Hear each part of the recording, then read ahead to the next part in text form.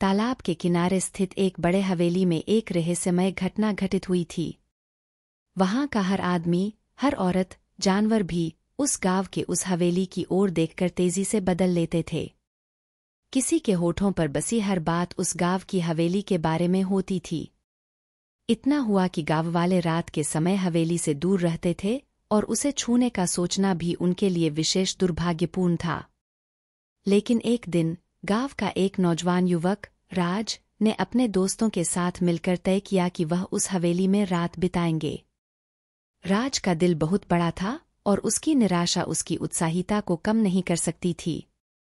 रात के समय वे हवेली की ओर बढ़े और उसमें प्रवेश करने के लिए तैयार हुए।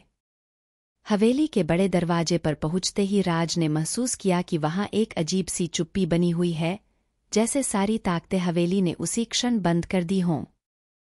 हवेली के भीतर रात का अंधकार छाया हुआ था, लेकिन राज के दिल में कुछ अजीब सी चिंगारी सी थी।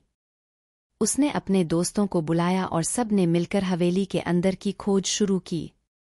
हवेली के हर कोने से अजीब सी आवाजें आ रही थीं, लेकिन किसी भी जगह से आवाज सुनना मुश्किल था। एक रास्ता एक सुनसान कमरे की ओर जा रहा था, जहां से आवाज बढ़ रही थी। राज ने सोचा कि वह रास्ते का पालन करेगा और जानेगा कि यह आवाजें कहां से आ रही हैं।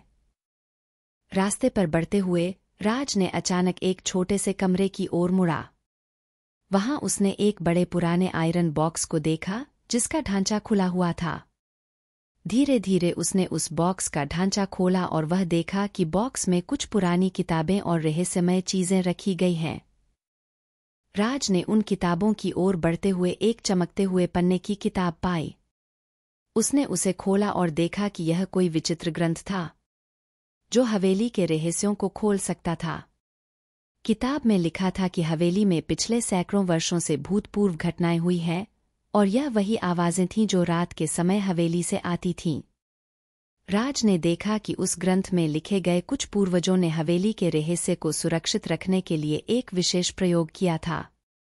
इस प्रयोग में एक चमत्कारी मंत्र बनाया गया था जिससे हवेली को सुरक्षित रखा जा सकता था, लेकिन यह मंत्र सिर्फ एक रात के लिए ही कारगर था।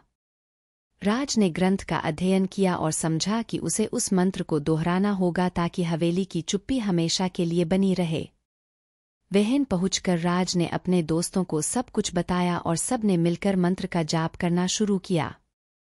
एक बार मंत्र का जाप करते ही हवेली की चुप्पी का राज खुल गया।